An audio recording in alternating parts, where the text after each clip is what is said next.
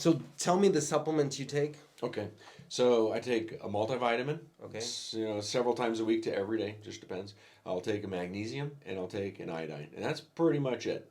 Okay, so let's go. Why magnesium? So magnesium only because what I know about. So my focus is on diabetes, obesity, fatty liver, metabolic syndrome, uh, problems with blood sugar handling and insulin. And now that I know what I know, and I study the process of handling carbohydrates and sugars in the body, there's 5 steps of this process of handling blood sugars and keeping them under control that require magnesium. It is vital. If you do not have quality magnesium in your cells in your body, you will have problems with your blood sugar. It's a fact, okay?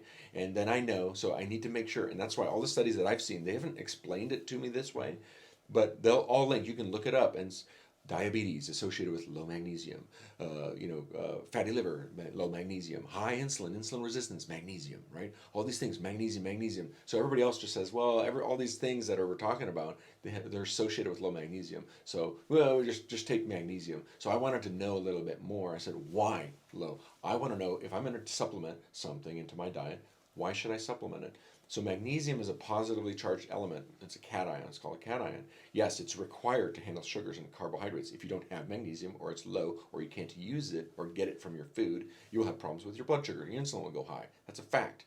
And so what I know is I looked at our food and I read something that said our food sources and from the soil, it has like 20% of the magnesium it used to have than before we started using herbicides and spraying. And I'm like, what are we spraying? And well, it's called glyphosate is one very good example. Well, glyphosate is an herbicide that you spray on plants to prevent plants from growing. Well, how does glyphosate work?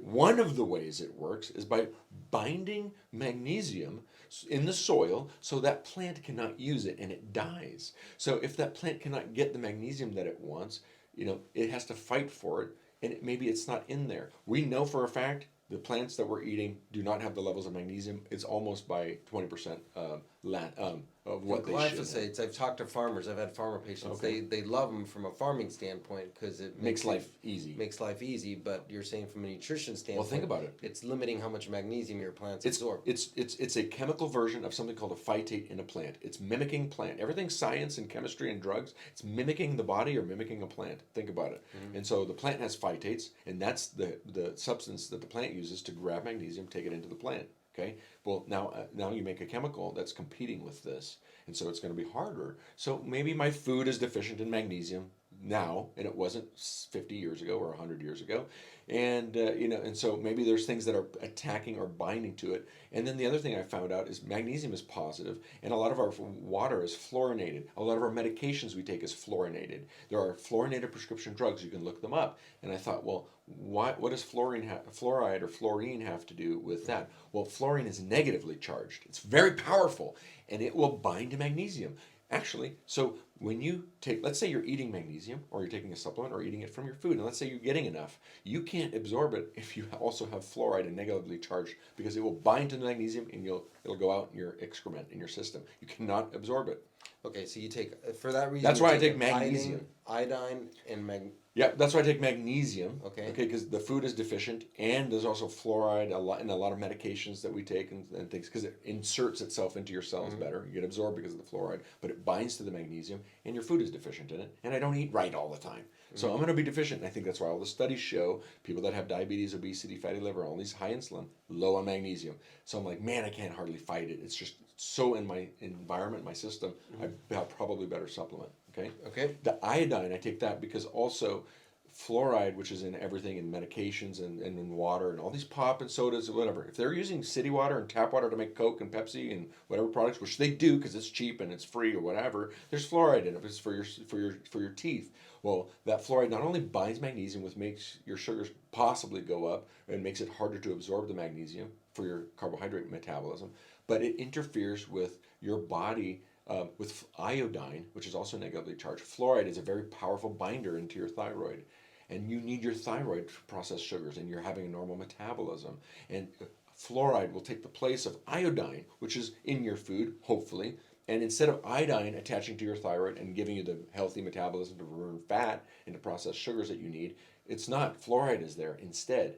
So, but you can overcome a fluoride, high amount of fluoride in your diet and your prescription drugs and your water by supplementing, by competing. So you increase the level of iodine, and now because there's more of the iodine, it can compete with the fluoride that's in there. And it knocks it and off. it knocks it off so that I can make sure that every once in a while my thyroid's getting the iodine stimulation that it needs. Only because of the levels, I tilted the balance in the favor. I just looked at my environment, and the foods that we drink, the toothpaste, mouthwash, and prescription drugs like ciprofloxacin, SSRIs. They're fluorinated medications, antifungals, certain blood pressure medications, or what have you. They put fluoride in the drug to make it go into your body better. Well, maybe it's doing something else, like binding magnesium, maybe interfering with iodine. Oopsie daisy. And that's why so many people are, hypothyroidism, low thyroidism. I believe that's my theory. I think that's my theory. That's why, like chronic fatigue syndrome, thyroid, Hashimoto's, we have all these weird things going around, fibromyalgia, whatever. And they're all, if you look at them, they all are associated with very low magnesium levels and thyroid problems. And I don't know, I can't find this anywhere. This is a theory, but guess what? It's a pretty good mechanism And there, and I don't think it's harmful. Give me dosages real quick. So for me, if I was like diabetic or an obese, you're deficient. We just know that you are very deficient in magnesium when you're in this high insulin state, because you're holding on to sodium and you're spilling magnesium and you can't absorb it. And so we just know. So a lot of people that are very diabetic or obese or metabolic syndrome, they should probably be taking like 800 milligrams, 400 2-3 times a day magnesium.